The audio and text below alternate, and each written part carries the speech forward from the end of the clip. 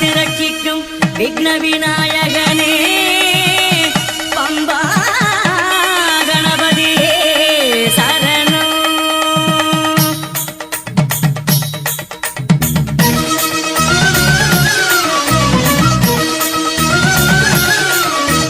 கணபதிக்கு ஒரு சூரத்தெங்காய் ஐயப்பா, பம்பா கணபதிக்கு ஒரு சூரத்தெங்காய் ஐயப்பா, கணபதிக்கு ஒரு சூரத்தெங்காய் ஐயப்பா, கன்னிமூல கணபதிக்கு ஒரு சூரத்தெங்காய் ஐயப்பா.